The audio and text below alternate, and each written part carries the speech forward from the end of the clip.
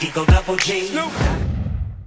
What's up YouTube, this is your friend the neighborhood movie nerd, back to give you guys everything that is going on in the world of movies and TV, and today I am reviewing Thor Ragnarok, the 17th movie in the Marvel Cinematic Universe. How the hell they've managed to make that many movies so far, that actually isn't a mystery because every single one of them is box office wise financially, even though the movies are getting more and more repetitive and boring. So this is my review for Thor Ragnarok. Or a monster. I'm the goddess of death. What were you the god of again?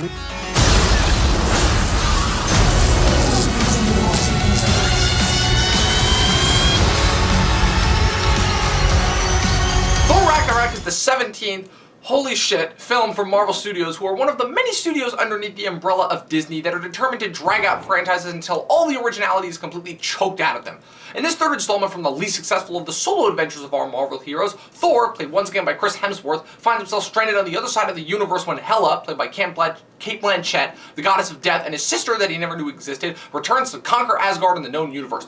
Trapped on the alien planet of Sakaar without his precious hammer Mjolnir, Thor must team up once again with his trickster brother Loki, played again by Tom Hiddleston, in order to outwit the Grandmaster, played by Jeff Goldblum, the ruler of Sakaar, by partaking in his gladiator match against his champion, Thor's former Avenger teammate, the Hulk, played once again by Mark Ruffalo, in order to get back to Asgard and prevent Ragnarok, the end of days. So Marvel has this certain stigma about them that they're beginning to feel a tad bit formulaic, and that can be expected when a franchise is 17 entries strong and has been going on for almost a decade. Unfortunately, when you follow the same formula time and time again, without really changing anything major, your entries start to feel stale and manufactured rather than fresh and original, and that's exactly what happened here. And don't get me wrong, this was certainly an entertaining theater-going experience, and this was by no means a bad movie, but unfortunately, I just don't feel like I'm seeing anything new here. So before I make it seem like I'm gonna shit all over this movie, let me get across the fact what I liked about it. The character of Thor, I feel, has always been one of the most underrated parts of the Marvelverse. Back in 2012 in the Avengers, he really was only one tier above Captain America as the most forgettable Avenger, kind of because of just how little they seemed to give him beforehand. Which sucks because Chris Hemsworth has always done a great job with the part. He's always hilarious, and he never once makes us not completely 100% believe him being this ancient Viking prince, and do it in a manner that's compelling.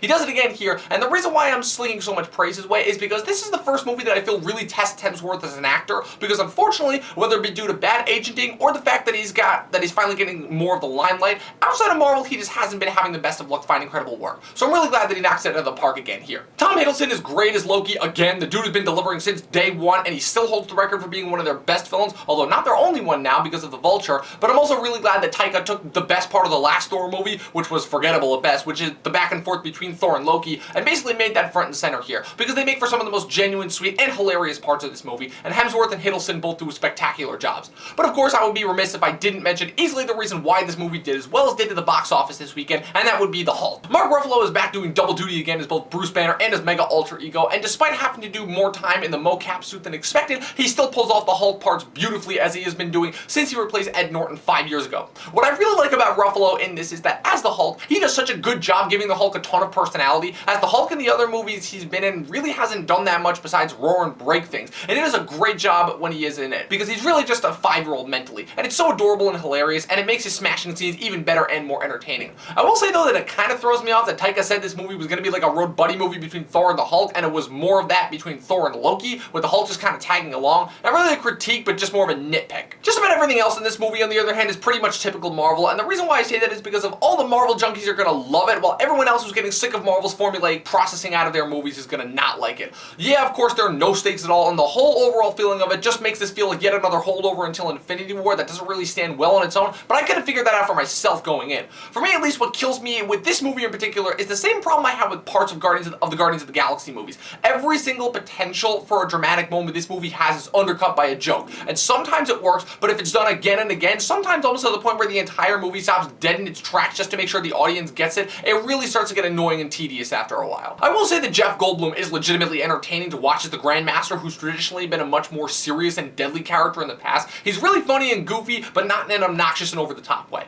I'm not really going to talk much about Cate Blanchett as Hela, because despite the fact that she's definitely having fun with her character, she falls right back into bland villain number whatever category the Marvels had for the most part been avoiding for their last couple of villains. Ironically enough, the worst section of their run has given us some of their best villains. Tessa Thompson is fine as Valkyrie. She plays yet another unconvincing film drunk, and I'm glad that they sort of give Thor a romantic foil that actually does something for a change. Sorry, Natalie Portman. I know that diehard comic fans are gonna go apeshit over the Planet Hulk parts of the story, and I will admit that those parts were definitely my favorites of the movie, but what I don't get is why people are saying this movie is finally the one that kind of makes fun of Marvel's tropes and gags. I don't know what movie those people were watching, because this movie was not nearly clever enough to be self-referential in any way. I also hate the fact that people are saying that this is the best Thor movie because it's finally goofy and fun, because I actually really liked the first Thor movie. I think Kenneth Branagh did a surprisingly good job of giving that Shakespearean level of air a really grounded and surprising amount of relatability. Plus, the movie has one of the most underrated scores, possibly my third favorite Marvel score after the Avengers and Civil War. Honestly, the one who I feel the worst for is the director, Taika Waititi, because I love What We Do in the Shadows so much.